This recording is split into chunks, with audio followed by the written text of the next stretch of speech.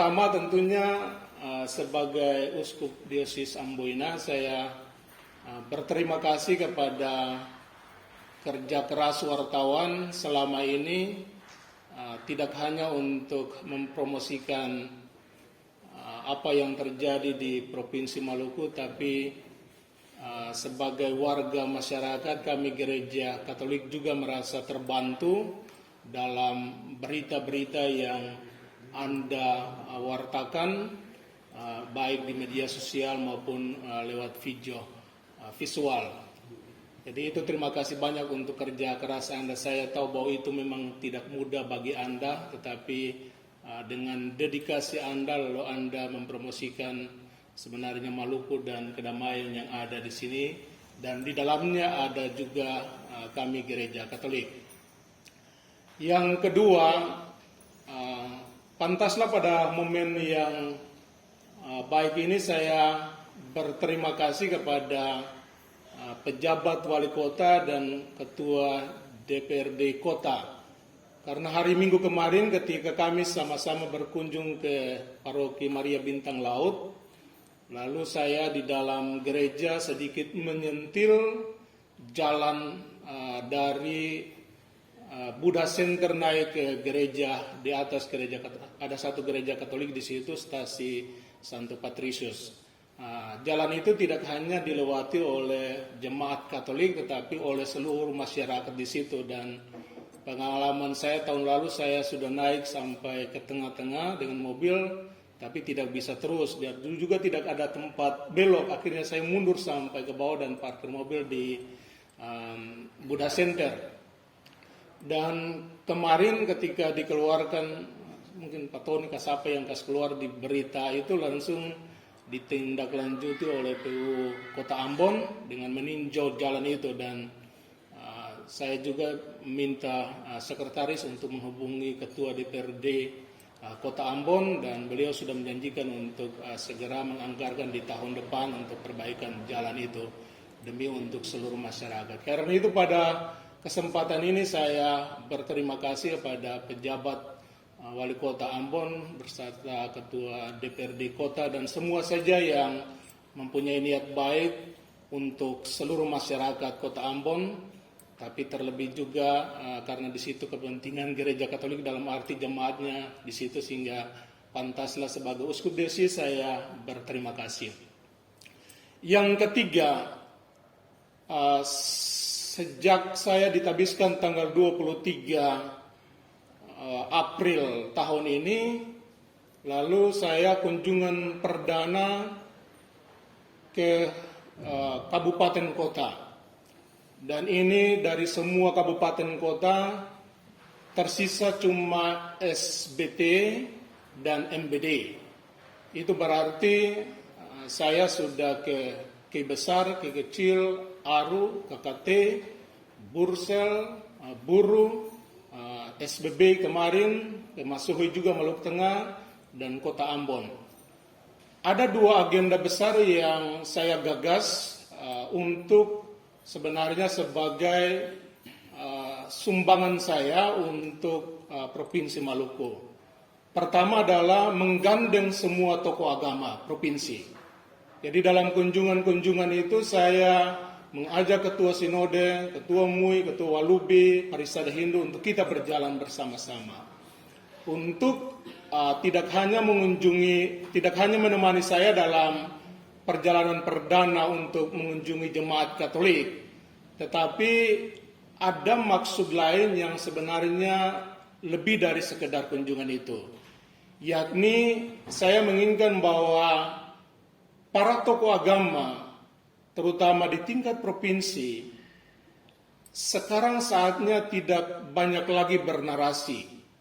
Lebih banyak harus melakukan tindakan nyata. Dan tindakan nyata itu saya menginginkan adalah dalam bahasa Kristiani kami sebut sebagai pastoral kehadiran, kunjungan kehadiran. Jadi kita boleh berbicara banyak tetapi tanpa kehadiran maka orang tidak akan percaya. Maka saya menginginkan para tokoh agama kita berjalan bersama untuk beberapa tujuan. Pertama, kami ingin memberikan contoh teladan kepada masyarakat, terutama jemaat, apapun itu di akar rumput, bahwa kita di tingkat provinsi aman-aman saja. Dan itu diharapkan bahwa dia bisa menular ke masyarakat akar bawah, akar rumput, untuk melihat contoh dan teladan persaudaraan, keakraban para pemimpin agama itu. Yang kedua, tentunya dengan kehadiran kami lalu memberikan nuansa dalam bahasa pemerintah sekarang dalam moderasi beragama. Jadi moderasi beragama saya selalu mengatakan tidak cukup kita berdiskusi dari hotel ke hotel atau dari tempat yang satu ke tempat yang lain, tetapi harus dengan tindakan nyata, yakni kehadiran tadi. Maka moderasi itu hanya bisa berwujud kalau kita hadir di tengah masyarakat atau umat di akar rumput. Karena itu kita para tokoh agama hadir sana untuk memberikan kesejukan, kedamaian, tetapi juga mau untuk membuka sekat-sekat yang selama ini mungkin masih ada di antara umat beragama. Sehingga disitulah kita ingin supaya mereka saling menyapa sebagai saudara, terutama di provinsi kepulauan ini. Yang berikut, saya tidak hanya membawa para tokoh agama. Jadi di pucuk pimpinan saya menggandeng para tokoh agama, tetapi di akar rumput saya juga menggagas dalam setiap kunjungan saya ke semua wilayah adalah kegiatan anak remaja lintas agama. Saya selalu katakan bahwa ini adalah investasi masa depan Maluku. Kita telah dibebani atau terluka dengan peristiwa 22 tahun yang lalu yang memporak-porandakan dan menciderai kemanusiaan kita di Maluku. Karena itu kita tidak hanya bahwa menyesal itu pernah terjadi, tetapi harus ada langkah konkret. Dan langkah konkret itu adalah yang tadi saya katakan bahwa kita menggagas kegiatan anak remaja lintas agama. Jadi setiap kali turun di semua kabupaten kota, pasti saya membawa para tokoh agama, tetapi kedua adalah kegiatan anak remaja lintas agama sebagai investasi masa depan. Karena apa? Misalnya di Buru Selatan selama kabupaten itu berdiri, kemarin itu baru pertama kali kegiatan yang melibatkan semua anak lintas agama. Mereka bertemu bersama, mereka bernyanyi bersama, bergoyang bersama, dan di situ anak-anak tidak pernah berpikir tentang perbedaan. Mereka menghargai perbedaan, dan saya mengharapkan bahwa ini yang harus kita tanam dalam diri anak-anak sejak dini. Jadi kalau sejak dini mereka sudah tahu bahwa ada teman-teman Muslim, ada Protestan, ada Katolik, ada Hindu dan Buddha, lalu mereka menghargai. Ke depan kita tidak akan susah lagi untuk membangun moderasi beragama atau toleransi beragama. Dan bagi saya ini adalah cara untuk kita melawan intoleran seperti yang sekarang terjadi di Cilegon itu dengan tidak disingkanya gereja di sana. Ya, saya selalu mengatakan datanglah belajar di Maluku tentang bagaimana caranya kita menganggap orang lain sebagai saudara. Oke, jadi dalam konteks itulah saya masuk pada apa yang kami para tokoh agama sangat resah di akhir ini, terutama apa yang terjadi di Kabupaten Seram bagian barat dengan pejabat bupati sekarang.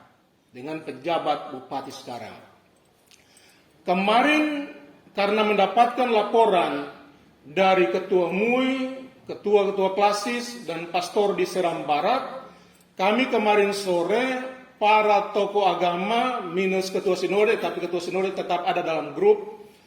Kami telah bertemu dengan gubernur untuk menyatakan keberatan kami, atau mau katakan saja unek-unek kami tentang pejabat bupati SBB. Begini ceritanya, ada beberapa fakta yang membuat kami harus bertindak. Walaupun itu ranahnya politik dan pemerintahan, tetapi kami tetap merasa dalam konteks yang tadi kami bangun itu, kebersamaan, toleransi, dan lain sebagainya, sehingga kalau ada tindakan yang dilakukan oleh oknum pejabat seperti itu berarti dia menciderai apa yang kita sementara bangun. Faktanya sebagai berikut. Pertama, GPM mereka hendak mengadakan nanti ada pertemuan AMGPM di Bobo apa itu ya? Ya. Tapi mereka meminta untuk jalan itu dibuat, beliau tidak mau. Akhirnya Ketua Sinode tembak langsung pada gubernur dan jalan itu sudah.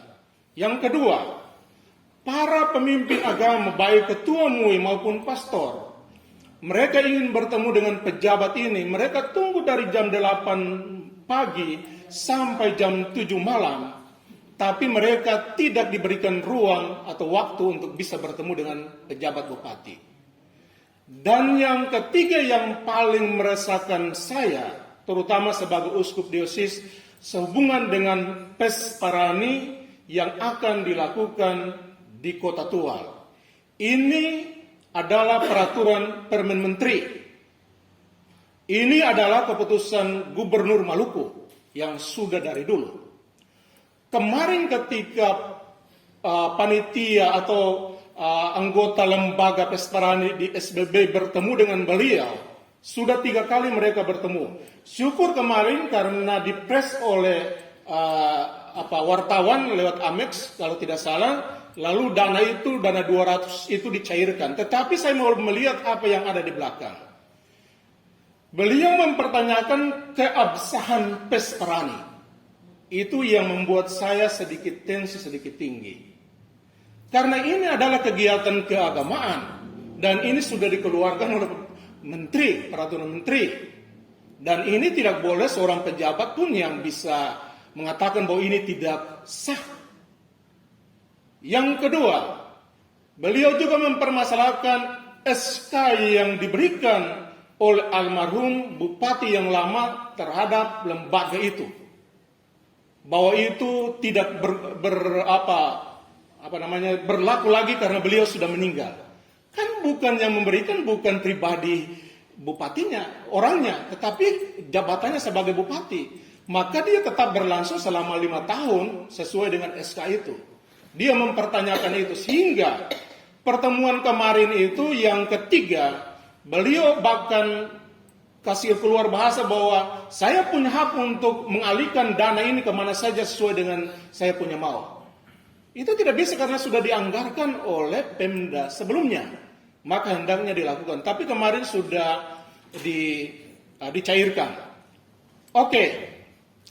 Dari hal-hal seperti ini, maka kami para tokoh agama, kelima tokoh agama sudah sepakat bahwa kami menempuh jalan-jalan atau cara-cara yang legal untuk menyatakan keresahan kami terhadap pejabat ini kepada Menteri Dalam Negeri.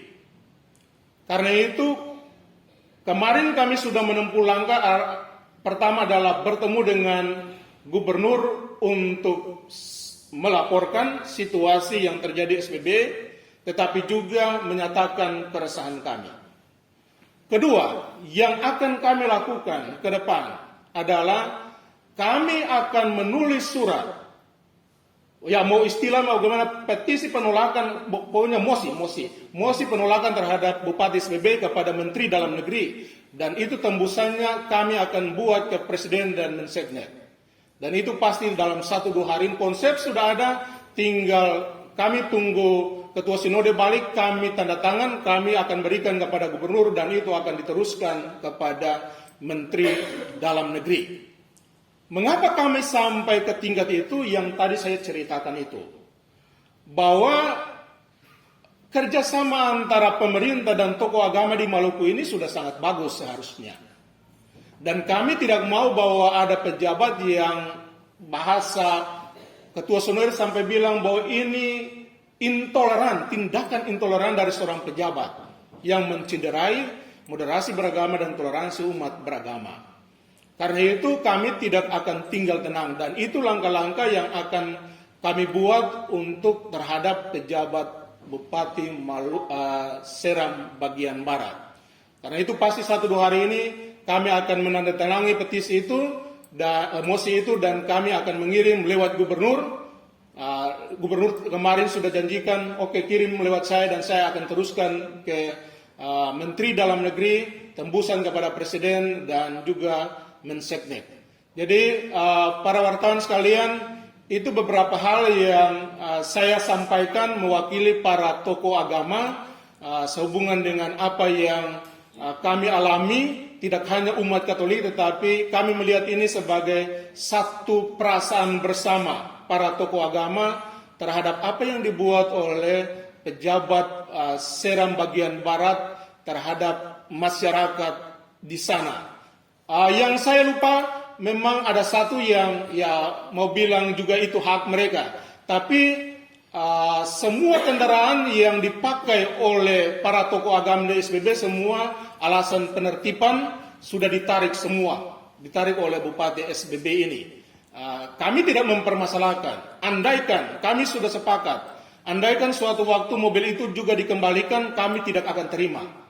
Kami tidak tergantung dari mobil atau sarana-sarana itu.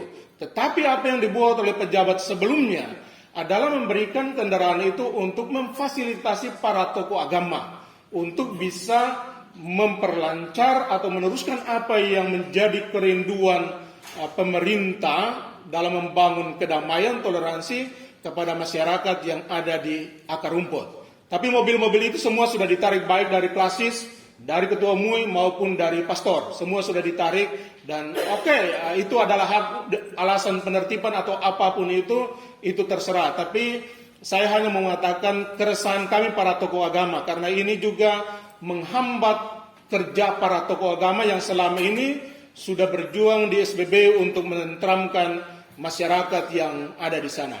Saya kira itu saja yang dapat saya sampaikan kepada saudara atau teman-teman wartawan sekalian.